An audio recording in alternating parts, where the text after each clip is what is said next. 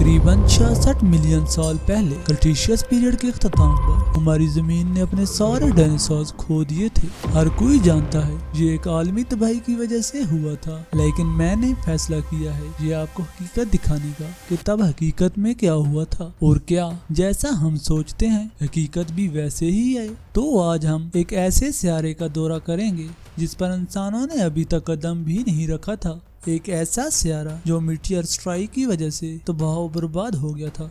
आपको इस वीडियो में पता चलेगा कि इस मीटियर स्ट्राइक के बाद जमीन में जिंदा रहने वाले जानवरों में से कौन फौरी तौर पर मर गया था और कौन जिंदा रहने में कामयाब हुआ। आप जानेंगे कि उन्हें तब किस किस्म की आबोहवा की तब्दीलियों का सामना करना पड़ा और जमीन किस तरह एक खौफनाक तबाही से बाहर निकली। मैं बात कर रहा हूँ उस दौर की जब जमीन पर डायनासोर्स का राज था और तब कोई एक बहुत बड़ा एस्ट्रॉइड या कोई दमदार सितारा जमीन पर आकर टकराया। इस हादसे पर साइंसदान अभी तक भी बहस कर रहे हैं। इस एस्ट्रॉइड का डायमीटर एक अंदाजे के मुताबिक कहा जाता है कि 11 से 80 किलोमीटर के दरमियान था, जो वाशिंगटन शहर का साइज हो सकता है। ये एस्ट्रॉइड इतना बड़ा था कि जब इसका एक किनारा जमीन से टकराया तो इसका दूसरा अभी भी 747 बोइंग फ्लाइट जोन से ऊंचा था। आप समझ सकते हैं कि इस तरह के टकराव अपने पीछे बगैर निशान छोड़े कैसे गुजर सकते हैं। तो इस टकराव ने भी ऐसा ही किया। इसने हमारी जमीन पर इतना बड़ा गड्ढा खोदा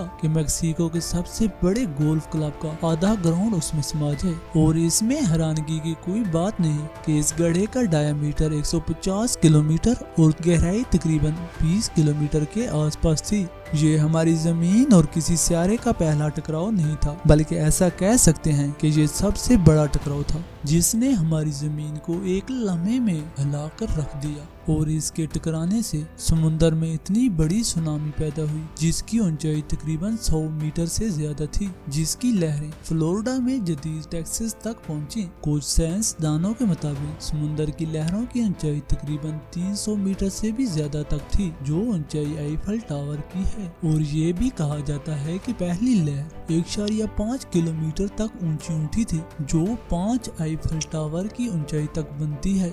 इस सियारे के टकराने से 10 घंटे मुसलसल समुंदर में लहरें बनती रही और ये धमाका इतना बड़ा था कि कहा जाता है कि मशहूर थर्मोन्यूक्लियस टसार बॉम्ब से तकरीबन 100 मिलियन टाइम ज्यादा ताकतवर था, जिसके गिरने से तकरीबन हजारों किलोमीटर के जंगलात एक सेकंड में तबाह हो गए। कुछ साइंसदानों के ख्याल से तो ये धमाका 100 ट्रिलियन टन TNT के बराबर था। इस धमाके ने समुद्रों के सहल तबाह करके रख दिए थे। इसके गिरने से अर्जेंटीना के 12 मकामात पर जलजले और लैंड स्लाइडिंग हुई। अगर यहाँ आप होते तो आपका बचना नामुमकिन था, लेकिन ये तो सिर्फ तबाही का आगाज था। ये एस्ट्रॉइड इतने जोर से जमीन पर टकराया कि इसने 1500 किलोमीटर के रेडियस में जमीन पर हर जानिब आग लगा दी, जिसमें डेप्लोडेक्स जैसे बड़े जानवर भी आकर मर गए जो धमाके की जद में नहीं आए थे। इस एस्ट्रॉइड के टकराव ने चट्टानों को छोटे छोटे टुकड़ों और ज़रात में तब्दील कर दिया। जियोलॉजिस्ट को ये टुकड़े पूरी दुनिया में से मिले क्योंकि धमाके के 40 मिनट के बाद ये टुकड़े गर्म शीशे की बारिश बनकर जमीन के अलग अलग जगहों पर जा गिरे, जिनकी kinetic energy 20 million megaton TNT के बराबर थी। और ये सब टुकड़े आग के छोटे छोटे गोलों में तब्दील हो गए थे और हर एक गिरते हुए ऐसे लग रहा था जैसे इनकैंडेसेंट लैंप हो। और इस सब ने मिलकर जमीन और एटमॉस्फेयर को ऐसे गर्म कर दिया जैसे हकीकी जहन्नम हो। डायनासोर्स और दूसरे जमीनी जानदार जो सुनामी और जलजले जैसी बड़ी आफत से तो बच गए, मगर इस जहन्नम जैसे दर्जे हरारत से ना बच सके। हमारी जमीन जो जंगलात से घिरी हुई थी तब सिर्फ एक आग के गोले के सिवा कुछ न थी, जिसमें रहने वाले 75% जानदार तबाह हो गए थे, जिनमें 25 किलोग्राम के मैमल्स तक शामिल थे। तेजाबी बारिशों ने समुंदर को जहरीला कर दिया था। पौधों की आधी नस्लें फौरी तौर पर मर गई थी या उन्हें कुछ घंटे लगे मरने में। धुएं के बादलों ने सूरज की रोशनी को छुपा दिया اور کہا جاتا ہے کہ ہماری زمین نے 1 سال تک سورج نہیں دیکھا۔ اس سب نے مل کر ہماری آب و ہوا کو تباہ کر کے رکھ دیا تھا۔ جو پودے اس سب کے بعد زندہ بچ گئے، بعد میں وہ بھی مر گئے، ان جانوروں کے کھانے سے جو زندہ رہنے میں کامیاب ہو گئے تھے۔ اس سب نے پانی کے ایکو سسٹم کو بھی تباہ کر کے رکھ دیا تھا، مگر مکمل طور پر نہیں، کیونکہ کچھوے اور مگرمچھ کے باوجود زندہ رہنے میں کامیاب ہو گئے تھے۔ کچھ ریسرچرز نے تو اس وقت کو ویران اور بنجر کا خطاب دیا ہے، اور تب کی حقیقت بھی یہی تھی۔ ایسے حالات میں زندہ رہنا تقریباً ناممکن تھا، مگر پھر بھی ہماری زمین پر زندگی رہی۔ جیسا کہ میں نے کہا، تمام بڑے جانور مر گئے تھے، مگر جو باقی رہے وہ زمین پر زندگی دوبارہ شروع کرنے میں کامیاب رہے۔